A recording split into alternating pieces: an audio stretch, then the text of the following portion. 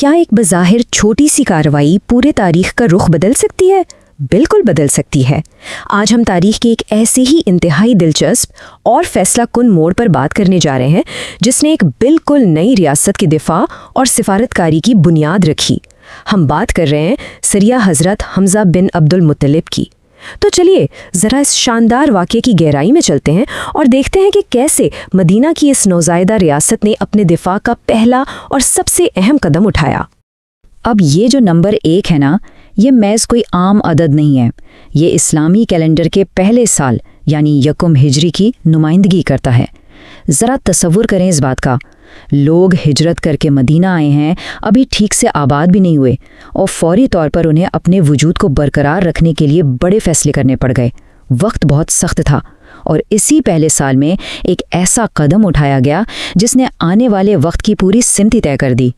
تو آئیے دیکھتے ہیں اسلام کے اس پہلے فوجی دستے کو جہاں سے منظم دفاع کا باقاعدہ آغاز ہوا۔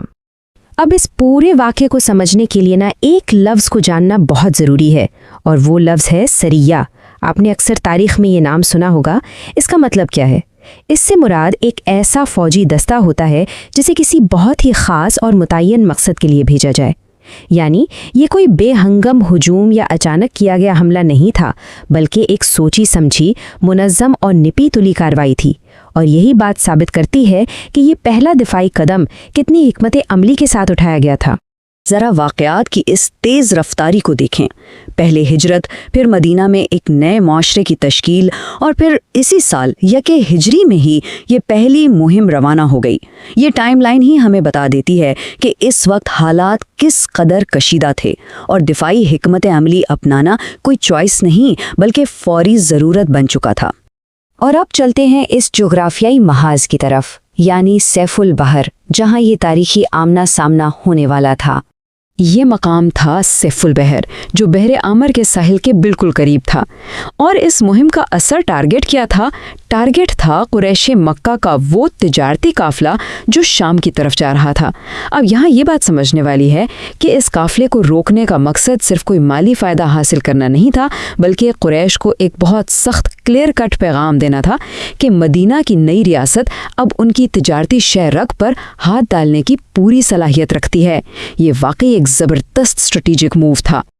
30 بمقابلہ 300، جی ہاں، آپ نے بالکل ٹھیک سنا، یہ ایک بہت بڑا عددی فرق تھا۔ اگر ہم ان اعداد و شمار پر غور کریں تو صورتحال کی سنگینی کا اندازہ ہوتا ہے۔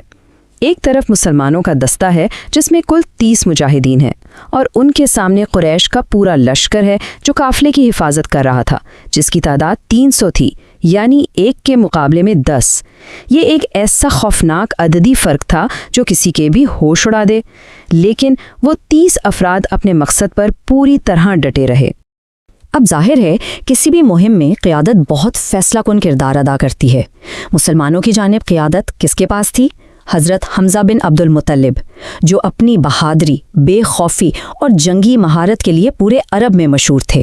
اور دوسری طرف قریش کی کمان کر رہا تھا ابو جہل۔ تو یہ صرف 2 لشکروں کا آمنا سامنا نہیں تھا، یہ 2 انتہائی مضبوط اور قداور شخصیات کا ٹکراؤ تھا۔ تو میدان کا منظر کچھ یوں ہے کہ تلواریں بس میان سے نکلنے ہی والی ہیں۔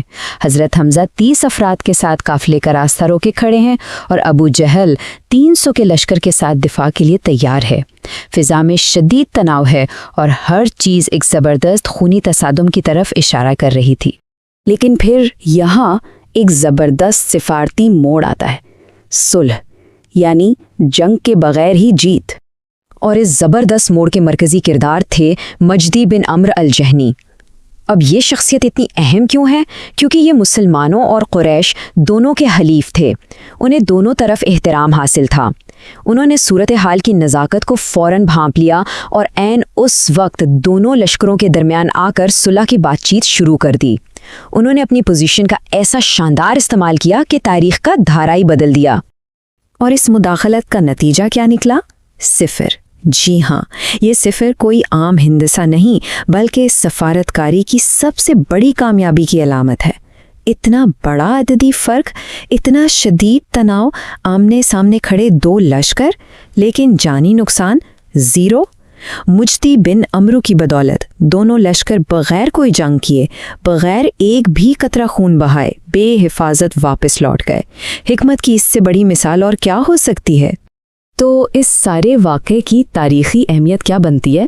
آئیے اس کے تصویراتی اور نفسیاتی نتائج پر نظر ڈالتے ہیں۔ دیکھیے، اس واقعے کی اہمیت بے مثال ہے۔ اول تو یہ کہ یہ اسلام کا پہلا سریہ تھا، مسلمانوں کی پہلی باقاعدہ اور منظم فوجی کارروائی۔ پھر اس میں حضرت حمزہ کو پہلا سپہ سالار مقرر کیا گیا، جس سے کمان کا ایک پورا سٹرکچر واضح ہوا۔ لیکن ان سب سے بڑھ کر جو سب سے اہم بات تھی نا، وہ یہ کہ قریش کو یہ میسج مل گیا کہ بھائی، مسلمان اب کوئی کمزور اور بکھرا ہوا گروہ نہیں رہے، وہ منظم ہو چکے ہیں اور اپنا دفاع کرنے کی پوری طاقت رکھتے ہیں۔ تو آخر میں یہ سوال ذہن میں ضرور آتا ہے کہ خون خرابے کے بغیر ملنے والی اس کامیابی نے مستقبل کا نقشہ کیسے بدلا؟ اس پہلے سریے نے یہ ثابت کر دیا کہ ریاست کا دفاع صرف طاقت کے اندھے استعمال سے نہیں ہوتا، بلکہ طاقت کے مؤثر مظاہرے اور بہترین سفارتکاری سے بھی کیا جا سکتا ہے۔ اس ایک واقعے نے آنے والے سالوں کی تمام حکمت عملیوں کی بنیاد رکھ دی۔ تو سوچئے، کیسا شاندار آغاز تھا یہ۔ امید ہے آج کی اس گفتگو نے آپ کو تاریخ کے اس اہم واقعے کو ایک نئے زاویے سے دیکھنے میں مدد کی ہوگی۔ آپ کے وقت کا بہت شکریہ۔